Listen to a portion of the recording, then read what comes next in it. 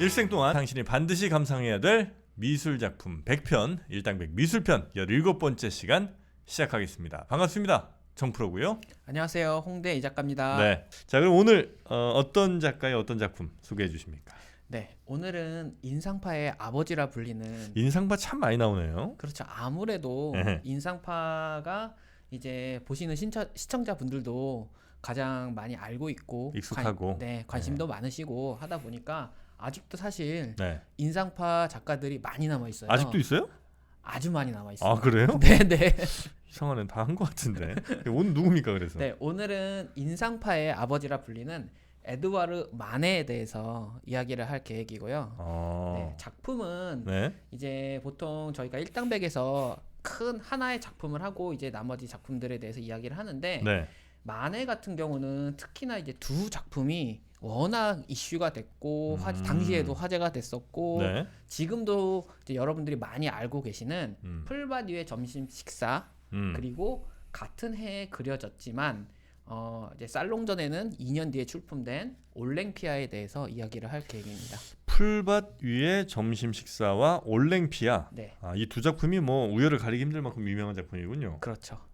시기상으로는 1863년에 네. 같은 해에 그리기는 했는데요. 네. 풀바디의 점심 식사 같은 경우는 네. 그 해 이제 살롱전에 냈다가 낙선했고 올랭피아 같은 경우는 이제 마네가 네. 자기가 봐도 조금 더 이제 논란이 될 것 같으니까 한 2년 정도 있다가 1865년에 살롱전에 냈다가 그런데 조금 재미나게 올랭피아 같은 경우는 입선을 했어요. 네. 그래가지고 이제 이 두 작품이 워낙 유명하고 그리고 거기에 나오는 모델도 같은 인물이 아니냐 이런 얘기도 있고 하다 보니까 네, 두 작품을 이야기하면 어떨까 해서 갖고 와봤고요. 올랭피아란 작품은 네. 마네의 작품 중에 입선을 당시에 했었고 그 다음에 풀바디의 점심 식사는 아주 유명한 작품이지만 네. 당시에는 별로 인정 못 받았던 거 같네요. 그러면 입선도 못한 거 보면. 입선을 못했고 네. 근데 이제 살롱전이 워낙 유명하다 보니까 탈락한 낙선한 작품들이 굉장히 많고 낙선한 화가들이 굉장히 많았잖아요. 유명 작품 중에도. 네네. 그리고 이제 당시 젊은 사람들이 봤을 때는 네. 오히려 입선한 작품들 같은 경우는 뭔가 좀 고리타분하고 너무 옛날 옛날 느낌인데 오히려 낙선한 작품들이 더 낫지 않나 이런 생각도 하고 했는데 그래요. 그래서 당시에 이제 나폴레옹 3세가 네. 낙선한 작품들만 가지고 낙선? 낙선전을 했었어요. 그래요? 네네. 거기에는 이 풀바디의 점심 식사 들어갑니까? 그렇죠. 거기서 이제 어떻게 보면 빵 떴다? 그래요? 네, 거기서 굉장히 많이 화제가 됐었죠. 그런데 이제 화제가 된 게 긍정적인 의미의 화제가 아니라 굉장히 부정적인 의미의 화제. 그래요? 네. 그럼 작품 한번 봅시다 그러면. 네, 네. 네, 풀밭 위에 점심 식사. 네. 야, 도발적이네. 딱 봐도 아니 남자들은 옷 입고 있고 여성 한 분은 벗고 있고 그 뒤에 있는 여성분도 거의 헐벗고 있고. 네. 이거는 실제로 이렇게 먹었나? 그러지는 않았겠죠. 이게 상상도입니까 그러면? 네. 이 작품이 네. 언뜻 보면 풍경화 바깥에서 그린 것 같은데 네. 사이즈가 굉장히 커요. 얼마예요? 사이즈가 세로가 2m 8, 네? 가로가 264cm 정도. 그래서 이제 그 당시에도 그렇고 지금도 그렇고 이 작품은 바깥에서 그린 게 아니라 이제 스튜디오 안에서 그렸는데 바깥에서 그린 것처럼 했다라는 이야기가 있었고 이렇게 실제로 했을지 안 했을지 그러니까 이제 부르주아들이 네. 이런 식으로 놀았을지는 아무도 모르죠. 그런데 이제 이 작품을 봤던 부르주아들이 네. 분노를 했다고 하니까 했네 그럼. 그러니까 뭔가 이렇게 찔린 게 없지 않아 그렇겠죠, 있었나. 그렇겠죠. 네. 그러니까 이 그림을 조금 설명을 드리면 이제 남성 두 명이 네. 서로 마주 앉아서 이제 약간 등 기댄 채로 앉아서 그냥 편하게 옷은 거의 다 이제 차려 입었습니다. 네. 모자까지 모자도 쓴 거죠 이게? 네, 모자를 썼는데 이 작품이 스튜디오에서 그린 게 아니냐라고 이제 판단되는 이유 중에 하나가 이제 그림에서 보는 오른쪽에 약간 누워 있는 사람, 이 사람이 쓴 모자가 사실은 실외에서 쓰는 모자가 아니라고 그러더라고요. 이게 실내용 모자래요. 네네. 그래가지고 이게 실내에서 스튜디오에서 그린 게 아니냐 뭐 이런 얘기도 있었고. 네. 그 두 분의 약간 왼편에 그리고 아마 우리 보는 사람 입장에서 조금 앞쪽으로 여성 한 분이 역시 앉아 계시는데 네. 이분은 전라로 모든 옷을 다 탈의하신 상태로 앉아 계십니다. 그렇죠. 손에 턱을 괴고 아마 그리는 사람을 보고 계신 건지 그리는 사람을 보고 있는 거라고 봐야 되겠. 정면을 정확하게 응시하고 있는 거죠. 그렇죠. 이거는 관객을 응시하는 건가? 그렇죠. 그러네. 관람객을 어떻게 보면 도발적으로 응시를 하고 있는 듯한 느낌을 받잖아요. 이 누드의 여성이. 네. 그래서 당시 부르주아들이 굉장히 화가 났다고 하더라고요. 본다는 것 자체가 권력이죠. 그렇죠. 보는 것이 권력입니다. 볼 수 있다는 게 항상 우리가 왜 저 힘센 사람들이나 높은 사람들을 위해 눈 깔잖아요. 그 앞에서 진짜로 그래. 그 사람들은 우리를 볼 수 있지만 우리는 그 사람들을 이렇게 똑바로 쳐다볼 수가 없거든요. 본다는 게 권력입니다. 그런데 그 당시로서는 굉장히 도발적으로 이 여성분이 관객들을 내려다보고 있군요. 네. 에... 그리고 이제 상황상 누가 봐도 이 뭐 예를 들면 이 여기 남자들의 뭐 아내, 여자친구라기보다는 옷을 벗고 있으니까 매춘부 같은 느낌이 들잖아요. 그렇죠, 그렇죠. 그러니까 더욱 더 매춘부가 관람객을 보고 감히? 있다고 이러니까. 그래서 논란이 좀 많이 됐군요. 네네. 전체적인 느낌은 좀 약간 어두운데 이 여성만 아주 도드라지게 하얗고, 네. 그 정도 느낌이군요. 그리고 이 뒤에 있는 여성은 도대체 그 뭐 우물이 아니고 이 연못 같은 데서 몸을 씻으시는 건가? 네, 맞아요. 정확하게. 씻어요? 목욕을 하고 있는 장면. 그런데 이제 옷을 다 입은 것도 아니고 벗은 것도 아니고 뭔가 오묘하잖아요. 네. 그러니까 더 앞에서 남자 둘은 이제 뭐 이런저런 이야기를 하고 있는 것 같고 앞에 주인공 같은 여자는 옷을 누드로 앉아 있고 뒤에 있는 여자는 목욕을 하고 있고 그러니까 상황이 뭔가 누가 봐도 약간 비꼬는 듯한 느낌이 있잖아요.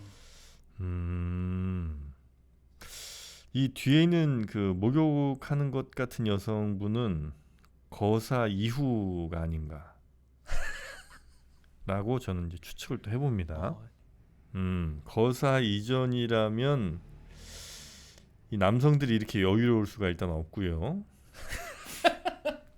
거사 그러니까 현자 타임이 온 거고요 이미. 그래서 뭔가 이 사회에 대한 얘기라든지 뭐 이런 당시의 트렌드 이런 얘기들 아마 남자들은 하고 있는 거고 거기에 이제 별 관심이 없는 이 맨 앞에 주인공 여성 이분은 그냥 니네들 하는 짓이 이렇다. 벌써 이 저 돈 주고 저 거사 치르고 지들은 뭐 점잖게 빼입고 있지만 니네들이 지금 하는 짓이 이런 거다라는 거를 이 시선을 통해서 보여주고 있는 거죠 우리에게. 어때요? 정말 여태까지 나왔던 해석 있잖아요. 네. 그 해석에 플러스 알파 같아요. 제가 네. 오늘은 됐다. 풀바디의 점심 식사는 이걸로 됐어.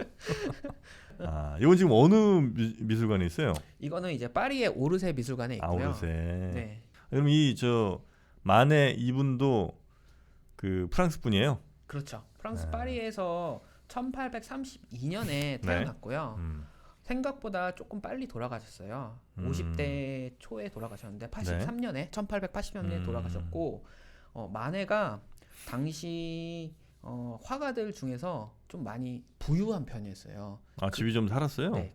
그러니까 부유한 화가들이 뭐 예를 들면 세잔이라든지 등등은 굉장히 부유한 걸로 유명한데 네. 마네 같은 경우는 더 부유했었는데 아버지가 판사였고요. 네.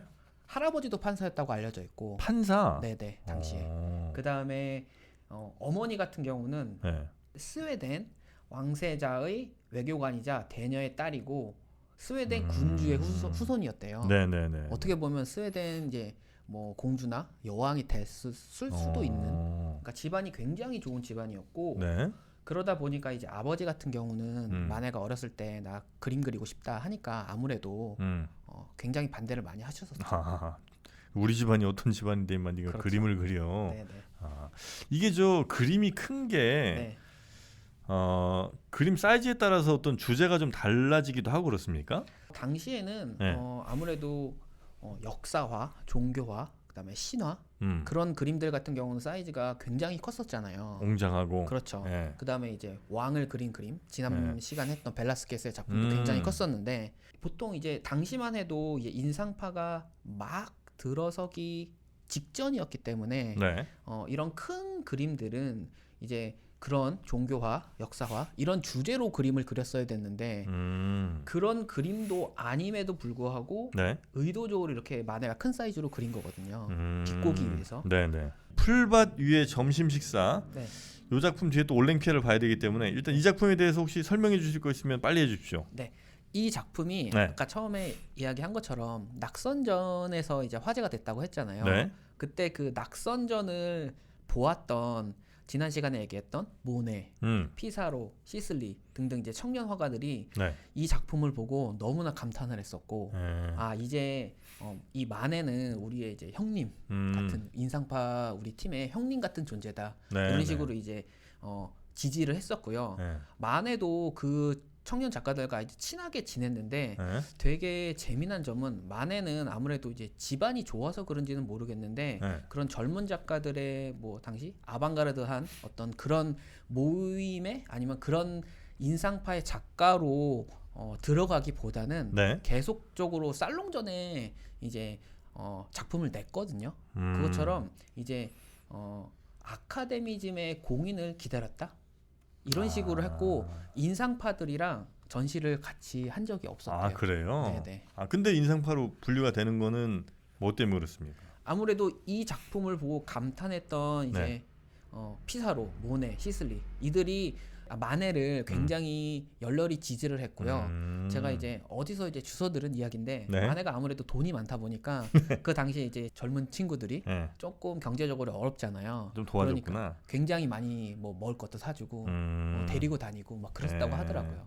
아 그래서 이제 같이 그 무리로 이제 분류는 좀 해줄 수가 있고. 네. 네. 자 그리고 또 한 장의 그림이 바로 올랭피아. 그렇죠. 올랭피아는 누드화라고 봐도 되겠죠? 그렇죠. 누드하죠. 누드화인데 네. 신발을 신고 계신 거죠. 침대 위에 누워 계시고. 네. 그리고 이게 제가 잘 본 건지 모르겠습니다만 네.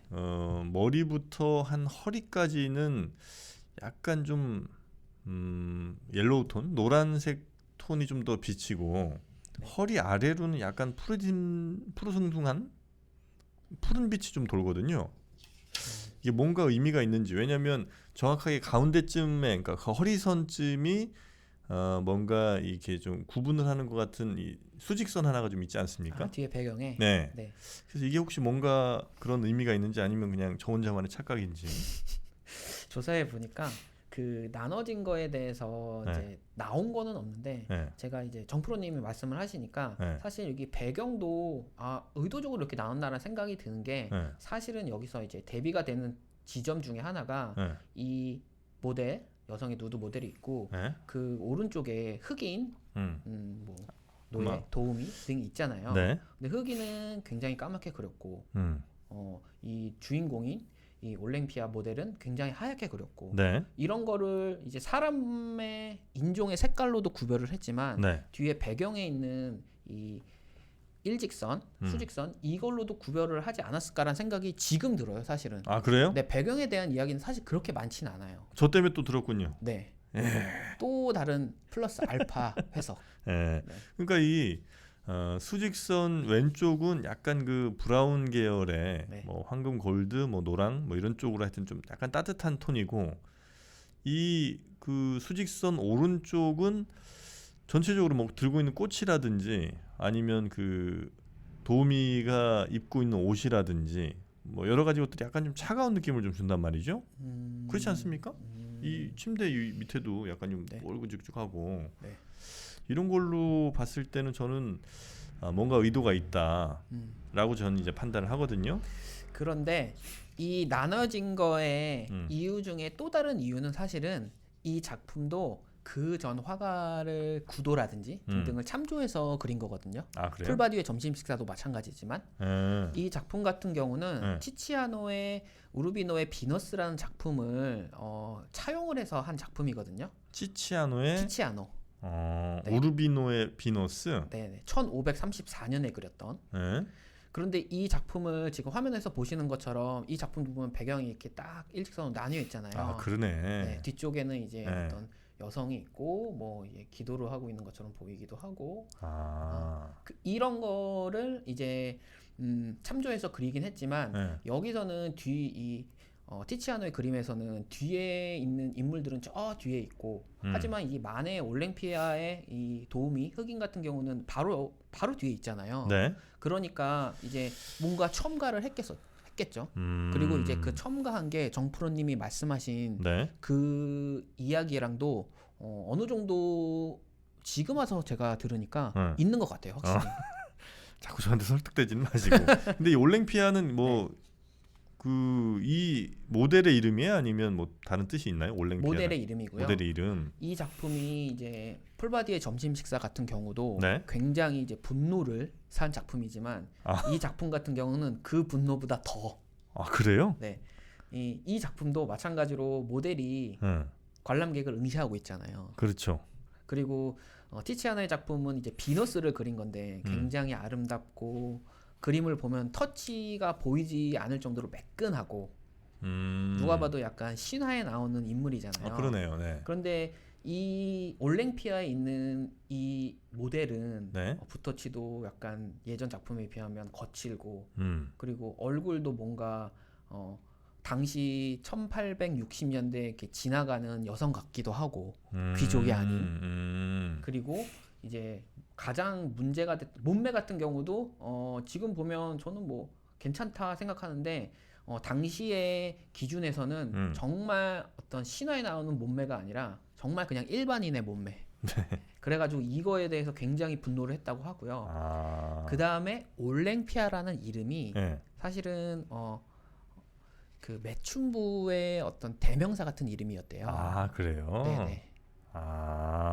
그렇기 때문에 이제 분노를 했었고 또 이제 여러 가지 장치들이 그림에 있는데 예를 들면 그 지금 이 올랭피아 머리에 보면 난초 같은 게 이제 있고 난초? 네. 머리핀처럼 네네네. 그다음에 이제 팔찌 네. 그다음에 이제 목에 있는 초크 아니 리본 같은 거 네. 그 목에 있는 그 리본이 매춘부의 상징 중에 하나였대요 당시에. 그러니까 이건 그냥 누가 봐도 매춘부를 그린 거군요. 그렇죠. 직업 여성을. 매춘부를 그렸는데 이제 예전에 명작을 그대로 이제 차용을 한 건 누구나 그 당시에도 알고 있었거든요. 그런데 비너스를 그린 게 아니라 매춘부를 비너스처럼 그려? 그러니까 이제 정말 화가 많이 났던 거죠. 손의 위치라든지 이런 것들이 매우 비슷하군요. 그렇죠. 게다가 지금 이제 티치아노의 그림을 보면 여기 발 밑에 강아지가 있거든요. 그러네요. 강아지는 당시 이제 충실함의 상징이었는데 올랭피아의 작품을 보면 검정색 고양이가 꼬리를 이렇게 딱 들고 발 밑에 있네요. 네, 있어요. 근데 이 고양이를 이제 프랑스어로 속어로 샤떼 뭐 이런 식으로 얘기했는데 그게 이제 여성 생식기의 속어였대요. 그래요? 네, 이제 대놓고 그린 거죠. 이 그림의 뭐 나름의 스토리를 뭐 또 다시 한번 써보자면 일단 뭐 그 성매매 여성은 뭐 매우 확실해 보이고 그 일을 도와주는 흑인 여성분이 있는데 그 여성분이 아마도 손님 중에 한 명이 이 여성에게 이 성매매 여성에게 전달해 주라고 했던 꽃다발이 있었던 것 같고 그 꽃다발을 여기 갖고 왔습니다. 뭐 이게 저 누가 주라는데요. 이렇게 이제 했더니 이 성매매 여성은 전혀 관심도 없이 그냥 또 관객을 응시하고 있네요. 야, 니네들이 지금 보낸 꽃이야 이게 임마. 요 정도 느낌? 이 꽃은 그 정프로님이 말씀하신 해석이 맞아요. 그래요? 네. 역시. 그렇게 알려져 있어요. 그러니까 이 도발적인 작품에 대해서는 정프로님이 진짜 도발적으로는 제가 좀 자신이 있습니다. 그리고 이제 과거에 그 아까 누구의 뭐 티치아노. 티치아노? 네. 이분의 그 비너스인가요? 하여튼 네. 이 누드화와 이 올랭피아의 결정적인 차이를 보면 네. 뭐 손의 위치 뭐 이런 거보다도 얼굴의 각도. 올랭피아는 턱을 당당히 들고 있습니다. 고개를 뻣뻣이 들고 있죠. 목에 힘이 좀 들어갔다고 할 정도로. 반면에 티치아노는 턱을 약간 좀 수그리면서 좀 부끄러운 듯한 이런 모습이 이제 살짝 보이기도 하고요. 네. 그리고 왼손의 위치가 네.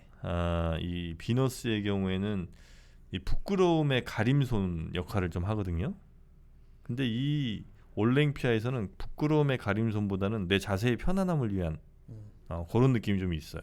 이것도 평가되는 해석 중에 하나예요. 맞아요? 네, 손 위치. 손 그것도 위치. 되게 중요해요. 알고 얘기한 거 아니시죠? 저는 뭐 그냥 그림만 보고. 느낌. 와. 이것들이 지금 네. 정프로님 말씀하신 게 거의 대부분 사실 맞아요. 그래요? 네. 게다가 이제 지금 이제 그림의 내용적인 이야기를 했는데 기법도 사실은 이제 비난을 많이 받은 것 중에 하나예요. 그림을 그리는 기법. 어떤 기법이죠? 이제 아무래도 좀 거칠잖아요, 그림이. 뒤에 이제 이 올랭피아의 뒤쪽에 있는 이제 커튼 아니면 뭐 이런 거 녹색 부분도 되게 거칠게 그냥 대충 그려져 있는 것 같고. 네네. 그다음에 이제 침대에 이제 주름 같은 경우도 뭔가 거친 붓터치로 그려져 있고. 아. 그런데 당시에 1863년에 그려졌던 네. 여기 카바넬의 이 작품 같은 경우는 당시에 같은 시기에 그려진 그림인데 이 작품 같은 경우는 이제 풀바디의 점심 식사가 낙선했을 때 네. 63년에 살론종 대상을 받은 작품이에요. 이게? 네네. 얘는 왜 불편한데 왜 대상 받아? 얘는 이 작품 같은 경우는 굉장히 또 이것도 비너스를 그린 건데 굉장히 그 신화 그림처럼 카바넬께 대상 받았다고요? 그렇죠. 카바넬께 대상을 받았다고. 아. 네. 그다음에 위에는 이제 아기 천사들이 이렇게 날아다니고. 아이고 올드하다 올드. 이거는 이제 당시 나폴레옹 3세가 네. 보자마자 감동을 하면서 바로 구매를 했다고 하더라고요. 근데 이제 동시대에 그렸던 그림인데 이런 카바넬의 작품이 이런 식으로 그렸는데 네. 올랭피아는 이런 식으로 그리다 보니까 아무래도 그 그림을 그리는 그 기법 방식에 있어서도 욕을 많이 먹었죠.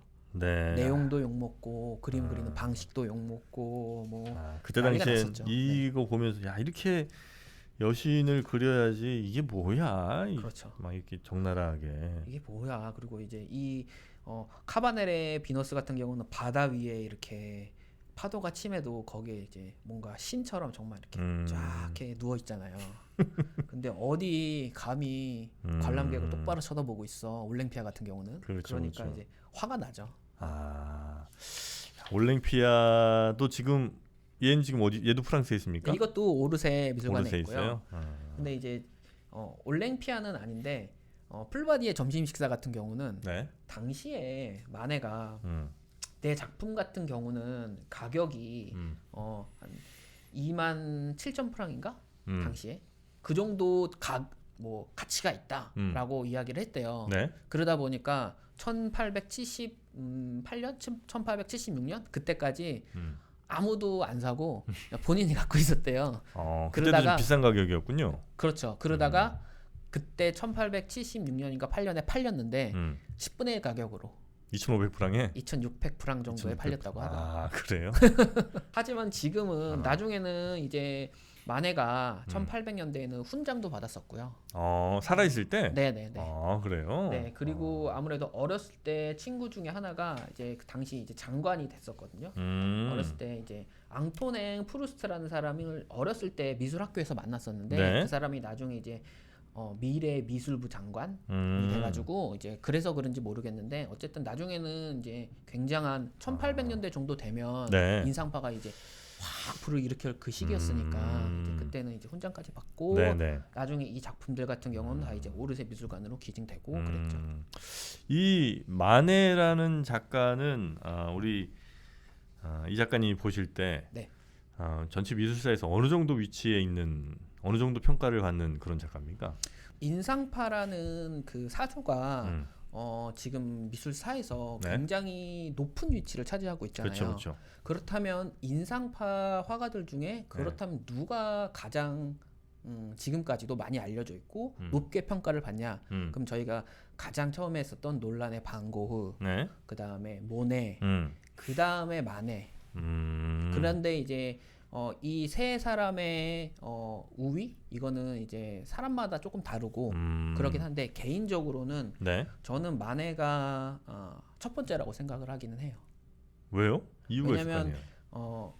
이런 인상파 스타일, 음. 약간 거친 붓터치라든지 등등을 어떻게 보면 거의 처음 했던. 아. 물론 이제 인상파라는 단어라든지 등등은 이제 모네가 이제 모네에 의해서 탄생이 됐고. 임프레션. 그렇죠. 네. 반고 같은 경우는 그 이후에 이제 개인적인 스토리라든지 그다음에 등등이 있었으니까 아무래도 좀 귀도 자르고 네네네. 자살도 하고 어려웠던 그런 것 때문에 지금 굉장히 화제가 되고 있기는 하지만 개인적으로는 모네랑 마네가 가장 우위에 있지 않나. 아, 그렇습니까? 네. 그 다음에 이제 후기 인상주의 정도로 가면 폴 세잔 정도. 세잔. 네. 자, 오늘 에드와르드 마네의 올랭피아 그리고 풀밭 위의 점심 식사 두 작품 소개해 주신 우리 홍대희 작가님 대단히 고맙습니다. 감사합니다. 네.